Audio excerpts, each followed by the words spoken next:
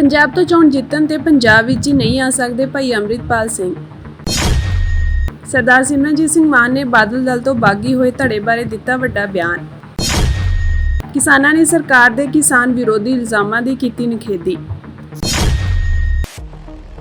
ਖਡੂਰ ਸਾਹਿਬ ਤੋਂ ਲੋਕ ਸਭਾ ਐਮਪੀ ਭਾਈ ਅੰਮ੍ਰਿਤਪਾਲ ਸਿੰਘ ਨੂੰ 4 ਦਿਨਾਂ ਦੀ ਪੈਰੋਲ ਮਿਲ ਗਈ ਹੈ। ਹਾਲਾਂਕਿ ਭਾਈ ਅੰਮ੍ਰਿਤਪਾਲ ਸਿੰਘ ਦੀ ਪੈਰੋਲ ਤੇ ਕਈ ਸ਼ਰਤਾਂ ਲਾਈਆਂ ਗਈਆਂ ਹਨ। ਇਸ ਨੂੰ ਲੈ ਕੇ ਅੰਮ੍ਰਿਤਸਰ ਦੇ ਜ਼ਿਲ੍ਹਾ ਮੈਜਿਸਟ੍ਰੇਟ ਵੱਲੋਂ ਡਿਬਰੂਗੜ੍ਹ ਜੇਲ੍ਹ ਦੇ ਸੁਪਰਡੈਂਟ ਨੂੰ ਭਾਈ ਅੰਮ੍ਰਿਤਪਾਲ ਸਿੰਘ ਦੇ ਅਸਥਾਈ ਰਿਲੀਜ਼ ਆਰਡਰ ਦੀ ਕਾਪੀ ਵੀ ਭੇਜ ਦਿੱਤੀ ਗਈ ਹੈ। ਇਸ ਦੌਰਾਨ ਭਾਈ ਅੰਮ੍ਰਿਤਪਾਲ ਸਿੰਘ 5 ਜੁਲਾਈ ਨੂੰ ਸੰਸਦ ਮੈਂਬਰ ਵਜੋਂ ਸਹੁੰ ਚੁੱਕ ਸਕਦੇ ਹਨ। ਭਾਈ ਅੰਮ੍ਰਿਤਪਾਲ ਸਿੰਘ ਨੂੰ ਕੁਝ ਸ਼ਰਤਾਂ ਦੇ ਆਧਾਰ ਉੱਤੇ ਪੈਰੋਲ ਦਿੱਤੀ ਗਈ ਹੈ। ਰਿਲੀਜ਼ ਆਰਡਰ ਵਿੱਚ ਲਿਖੀਆਂ ਸ਼ਰਤਾਂ ਮੁਤਾਬਕ ਭਾਈ ਅੰਮ੍ਰਿਤਪਾਲ ਸਿੰਘ ਨੂੰ ਪੈਰੋਲ ਦੌਰਾਨ ਦਿੱਲੀ ਵਿੱਚ ਹੀ ਰਹਿਣਾ ਪਵੇਗਾ। ਉਹਨਾਂ ਦਾ ਯਾਤਰੀ ਸਟਾਪ ਓਵਰ ਵੀ ਦਿੱਲੀ ਵਿੱਚ ਹੀ ਹੋਵੇਗਾ। ਇਸ ਸਮੇਂ ਦੌਰਾਨ ਉਹ ਰਈਆ ਸਥਿਤ ਆਪਣੇ ਘਰ ਨਹੀਂ ਜਾ ਸਕਦੇ, ਨਾ ਹੀ ਆਪਣੇ ਲੋਕ ਸਭਾ ਹਲਕੇ ਅਤੇ ਨਾ ਹੀ ਪੰਜਾਬ ਜਾ ਸਕਦੇ ਹਨ। ਪੈਰੋਲ ਦੌਰਾਨ ਵੀ ਭਾਈ ਅੰਮ੍ਰਿਤਪਾਲ ਸਿੰਘ ਨੂੰ ਸੁਰੱਖਿਆ ਘੇਰੇ ਵਿੱਚ ਰਹਿਣਾ ਪਵੇਗਾ। ਇੱਥੋਂ ਤੱਕ ਕਿ ਭਾਈ ਅੰਮ੍ਰਿਤਪਾਲ ਸਿੰਘ ਨੂੰ ਹਵਾਈ ਸੜਕ ਜਾਂ ਰੇਲ ਰਾਹੀਂ ਦਿੱਲੀ ਲਿਆਂਦਾ ਜਾਵੇਗਾ, ਇਹ ਵੀ ਗੁਪਤ ਰੱਖਿਆ ਗਿਆ ਹੈ। ਪੁਲਿਸ ਪ੍ਰਸ਼ਾਸਨ ਤੈਅ ਕਰੇਗਾ ਕਿ ਉਹਨਾਂ ਨੂੰ ਦਿੱਲੀ ਕਿਵੇਂ ਲਿਆਂਦਾ ਜਾਵੇਗਾ। ਭਾਈ ਅੰਮ੍ਰਿਤਪਾਲ ਸਿੰਘ ਨੂੰ ਪੈਰੋਲ ਮਿਲਣ ਦੀ ਸੂਚਨਾ ਮਿਲਣ ਤੋਂ ਬਾਅਦ ਪਰਿਵਾਰ ਵੱਲੋਂ ਵੀ ਪ੍ਰਤੀਕਰਮ ਆਇਆ ਹੈ। ਉਹਨਾਂ ਦੇ ਪਿਤਾ ਤਰਸੇਮ ਸਿੰਘ ਅਤੇ ਮਾਤਾ ਬਲਵਿੰਦਰ ਕੌਰ ਨੇ ਅੰਮ੍ਰਿਤਪਾਲ ਸਿੰਘ ਨੂੰ ਪੰਜਾਬ ਆਉਣ ਦੀ ਇਜਾਜ਼ਤ ਦੇਣ ਦੀ ਮੰਗ ਕੀਤੀ ਹੈ। ਉਹਨਾਂ ਦਾ ਕਹਿਣਾ ਹੈ ਕਿ ਭਾਈ ਅੰਮ੍ਰਿਤਪਾਲ ਸਿੰਘ ਨੂੰ ਪੰਜਾਬ ਆਉਣ ਦਿੱਤਾ ਜਾਵੇ ਤਾਂ ਜੋ ਖਡੂਰ ਸਾਹਿਬ ਲੋਕ ਸਭਾ ਸੀਟ ਦੇ ਵੋਟਰਾਂ ਦਾ ਧੰਨਵਾਦ ਕਰ ਸਕਣ ਅਤੇ ਉਹਨਾਂ ਦੀਆਂ ਸਮੱਸਿਆਵਾਂ ਸੁਣ ਸਕਣ। ਸ਼੍ਰੋਮਣੀ ਅਕਾਲੀ ਦਲ ਅੰਮ੍ਰਿਤਸਰ ਪ੍ਰਧਾਨ ਅਤੇ ਸੰਗਰੂਰ ਤੋਂ ਸੰਸਦ ਮੈਂਬਰ ਸਰਦਾਰ ਸਿਮਰਨਜੀਤ ਸਿੰਘ ਮਾਨ ਦਾ ਕਹਿਣਾ ਹੈ ਕਿ ਜਦੋਂ ਸੈਂਟਰ ਦੀ ਮੋਦੀ ਹਕੂਮਤ ਦੇ ਗ੍ਰਹਿ ਵਜ਼ੀਰ ਅਮਿਤ ਸ਼ਾਹ, ਵਿਦੇਸ਼ ਵਜ਼ੀਰ ਜੈ ਸ਼ੰਕਰ, ਰੱਖਿਆ ਵਜ਼ੀਰ ਰਾਜਨਾਥ ਸਿੰਘ, ਕੌਮੀ ਸੁਰੱਖਿਆ ਸਲਾਹਕਾਰ ਅਜੀਤ ਡੋਵਾਲ, ਰਾਜ ਦੇ ਮੁਖੀ ਰਵੀ ਸਿਨਹਾ ਅਤੇ ਸਾਬਕਾ ਰਾਜ ਦੇ ਮੁਖੀ ਸ਼ਮੰਤ ਗੋਇਲ ਮਿਲਟਰੀ ਇੰਟੈਲੀਜੈਂਸ IB ਵੱਲੋਂ ਸਾਂਝੇ ਤੌਰ ਤੇ ਬਾਹਰਲੇ ਮੁਲਕਾਂ ਵਿੱਚ ਅਤੇ ਇੰਡੀਆ ਵਿੱਚ ਜਮਹੂਰੀਅਤ ਅਤੇ ਅਮਨਮਈ ਢੰਗ ਨਾਲ ਸਿੱਖ ਕੌਮ ਦੀ ਆਜ਼ਾਦੀ ਦੀ ਗੱਲ ਕਰਨ ਵਾਲੇ ਸਿੱਖਾਂ ਭਾਈ ਹਰਦੀਪ ਸਿੰਘ ਨਿੱਜਰ, ਰਿਪੁਦਮਨ ਸਿੰਘ ਮਲਿਕ ਅਤੇ ਸੁਖਦੂਲ ਸਿੰਘ ਕੈਨੇਡਾ, ਅਵਤਾਰ ਸਿੰਘ ਖੰਡਾ ਬਰਤਾਨੀਆ, ਪਰਮਜੀਤ ਸਿੰਘ ਪੰਜਵੜ ਅਤੇ ਲਖਵੀਰ ਸਿੰਘ ਰੋਡੇ ਪਾਕਿਸਤਾਨ, ਦੀਪ ਸਿੰਘ ਸਿੱਧੂ ਹਰਿਆਣਾ, ਸ਼ੁਭਦੀਪ ਸਿੰਘ ਸਿੱਧੂ ਮੂਸੇਵਾਲਾ ਪੰਜਾਬ ਨੂੰ ਸਾਜ਼ਿਸ਼ੀ ਢੰਗ ਨਾਲ ਮਾਰਨ ਦੇ ਅਮਲ ਹੋ ਰਹੇ ਹਨ, ਜਿਸ ਸੰਬੰਧੀ ਕੈਨੇਡਾ ਦੀ ਪਾਰਲੀਮੈਂਟ ਵਿੱਚ ਉੱਥੋਂ ਦੇ ਵਜ਼ੀਰੇ ਆਜ਼ਮ ਜਸਟਿਨ ਟਰੂਡੋ ਨੇ ਖੁੱਲ੍ਹ ਕੇ ਕਿਹਾ ਹੈ ਅਤੇ ਕੈਨੇਡਾ ਦੀ ਪਾਰਲੀਮੈਂਟ ਵਿੱਚ ਸਰਦਾਰ ਹਰਦੀਪ ਸਿੰਘ ਨਿੱਜਰ ਦੀ ਆਤਮਾ ਦੀ ਸ਼ਾਂਤੀ ਲਈ 2 ਮਿੰਟ ਲਈ ਮੌਨ ਧਾਰਿਆ ਗਿਆ। ਇਸੇ ਤਰ੍ਹਾਂ ਅਮਰੀਕਾ ਵਿੱਚ ਸਰਦਾਰ ਗੁਰਪਤਵੰਤ ਸਿੰਘ ਪੰਨੂ ਨੂੰ ਮਾਰਨ ਦੀ ਸਾਜ਼ਿਸ਼ ਰਚਣ ਵਾਲੇ ਇੰਡੀਅਨ ਏਜੰਸੀਆਂ ਦੇ ਕਰਿੰਦੇ ਨੂੰ ਗ੍ਰਿਫਤਾਰ ਕਰਕੇ ਸਿੱਖਾਂ ਨੂੰ ਮਾਰਨ ਦੀ ਸਾਜ਼ਿਸ਼ ਦਾ ਪਰਦਾਫਾਸ਼ ਕੀਤਾ ਹੈ। ਉਸ ਸਮੇਂ ਸ਼੍ਰੀ ਅਕਾਲ ਤਖਤ ਸਾਹਿਬ ਵਿਖੇ ਪੇਸ਼ ਹੋਣ ਵਾਲੇ ਬਾਦਲ ਦਲ ਦੇ ਬਾਗੀ ਧੜੇ ਵੱਲੋਂ ਇਸ ਜ਼ਬਰ ਵਿਰੁੱਧ ਕਿਉਂ ਨਹੀਂ ਬੋਲਿਆ ਜਾ ਰਿਹਾ।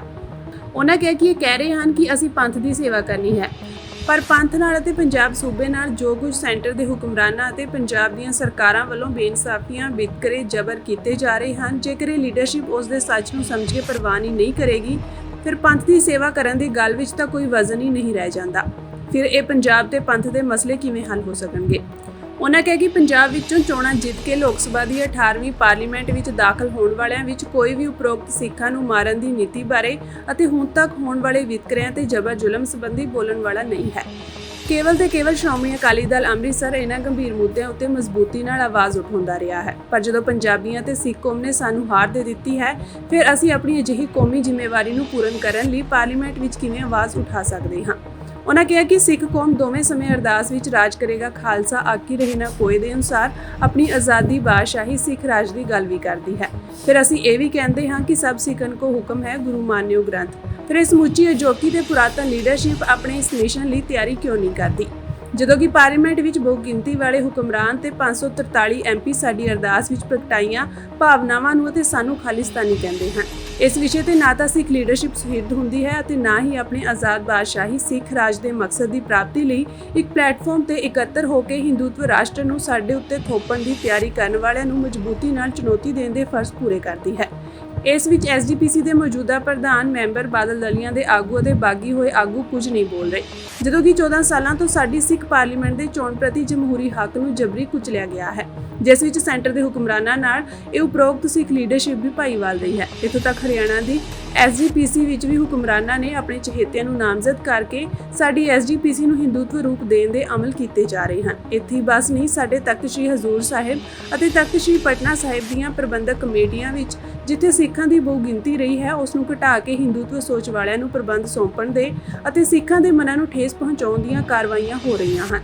ਉਹਨਾਂ ਨੇ ਅੰਤ ਵਿੱਚ ਕਿਹਾ ਕਿ ਬੇਸ਼ੱਕ ਅਸੀਂ ਚੋਣਾਂ ਵਿੱਚ ਹਾਰ ਗਏ ਹਾਂ, ਪਰ ਅਸੀਂ ਆਪਣੇ ਕੌਮੀ ਫਰਜ਼ਾਂ ਨੂੰ ਪੂਰਾ ਕਰਨ ਲਈ ਅਤੇ ਹਰ ਜ਼ਬਰ ਜ਼ੁਲਮ ਵਿਰੁੱਧ ਆਵਾਜ਼ ਉਠਾਉਣ ਵਿਰੁੱਧ ਅੱਜ ਵੀ ਆਪਣੇ ਫਰਜ਼ ਪੂਰੇ ਕਰ ਰਹੇ ਹਾਂ। ਜੇਕਰ ਸਿੱਖ ਲੀਡਰਸ਼ਿਪ ਨੇ ਸਿੱਖ ਕੌਮ ਤੇ ਪੰਜਾਬੀਆਂ ਦੇ ਅਸਲ ਦੁੱਖ ਅਤੇ ਤਕਲੀਫ ਨੂੰ ਸਮਝਦੇ ਹੋਏ ਆਪਣੀ ਆਜ਼ਾਦੀ ਦੇ ਮਿਸ਼ਨ ਨੂੰ ਇਮਾਨਦਾਰੀ ਨਾਲ ਸਹਿਯੋਗ ਨਾ ਕੀਤਾ, ਫਿਰ ਇਹ ਲੋਕ ਤਾਂ ਹਿੰਦੂਤਵ ਹੁਕਮਰਾਨਾਂ ਨਾਲ ਮਿਲ ਕੇ ਸਿੱਖ ਸਿਧਾਂਤਾਂ, ਸੋਚ, ਨੀਮਾਂ, ਅਸੂਲਾਂ, ਸਿੱਖੀ ਦੇ ਬੋਲਬਾਲੇ ਦੇ ਮਿਸ਼ਨ ਨੂੰ ਖੁਦ ਹੀ ਠੇਸ ਪਹੁੰਚਾਉਣ ਦੀਆਂ ਕਾਰਵਾਈਆਂ ਕਰ ਰਹੇ ਹਨ।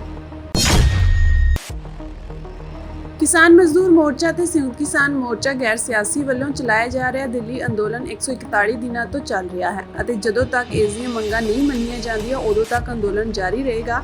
ਇਸ ਗੱਲ ਦਾ ਪ੍ਰਗਟਾਵਾ ਅੰਦੋਲਨ ਦੇ ਮੁੱਖ ਆਗੂ ਸਰਦਾਰ ਸਰਵਣ ਸਿੰਘ ਪੰਧੇਰ ਨੇ ਕੀਤਾ ਹੈ।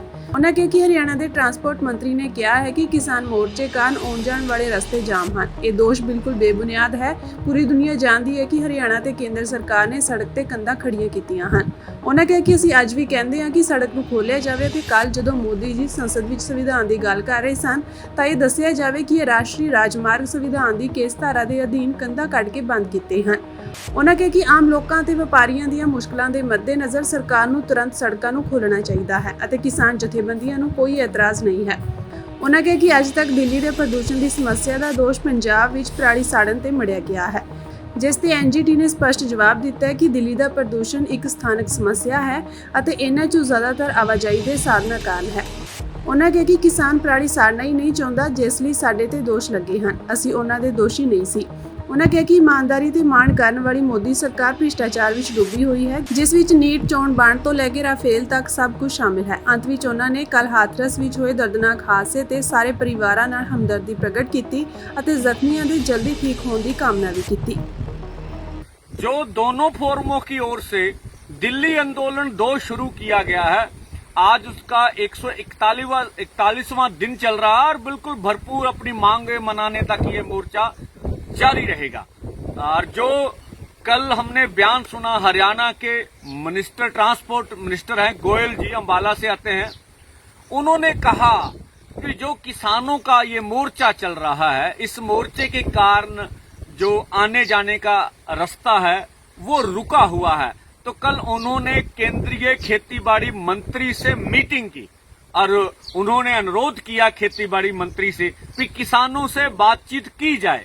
ये अच्छी बात थी, पर जो उन्होंने इल्जाम लगाया कि किसानों के मोर्चे कारण रास्ता रुका, ये बिल्कुल असत्य है, झूठ है।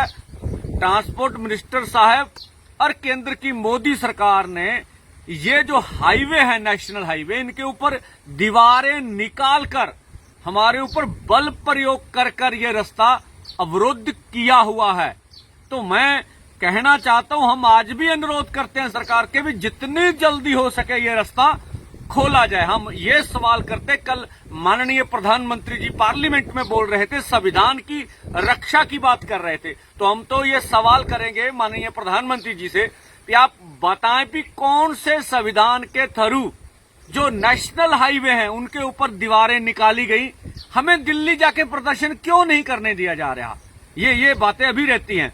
दूसरा, कल प्रधानमंत्री जी ने राष्ट्रपति जी के संबोधन के ऊपर अपनी बात कहते हुए किसानों मजदूरों के लिए कोई बात नहीं की। हमारा एमएसपी लीगल गारंटी कानून के ऊपर कोई बात नहीं हुई, कर्ज माफी के ऊपर कोई बात नहीं हुई, और फसली बीमा योजना हम लाने की बात कर रहे थे उसके ऊपर कोई बात नहीं हुई। नरेगा बढ़ाने की बात थी, फिर उसके ऊपर बात नहीं हुई। लखीमपुर खीरी का इंसाफ, सभी केस वापस लिए जाए, अन्य मांगे। किसानों मजदूरों को ऊपर कोई सही जवाब देने में सरकार नाकामयाब रही। प्रधानमंत्री जी बोल रहे थे हम भ्रष्टाचार के खिलाफ लड़ाई लड़ेंगे, अच्छी बात है, लड़ाई लड़नी चाहिए, पर जिस तरह से नीड, नेट, इससे पहले चोन बांड और इससे पहले रफाल में जो कुछ हुआ ये पूरा देश जान रहा है। चलो, अभी भी भाजपा मंदिर मस्जिद की राजनीति से नहीं निकली है। दूसरा, आज एक महत्वपूर्ण बात हुई है कि एनजीटी ने आज कहा है कि जो पंजाब में पराली जलाई जाती है उसका प्रदूषण दिल्ली में नहीं जाता। दिल्ली का प्रदूषण वहां की स्थानीय समस्या है और उनमें ज्यादातर कारण वहां के जो आवाजाही के संसाधन है वह हैं। और जो किसानों को कोसते रहे हैं, किसानों को बदनाम करते रहे, उनके लिए सोचने का सवाल है। फिर भी हम कहते हैं पंजाब की पराली का ठोस हल निकाला जाना चाहिए।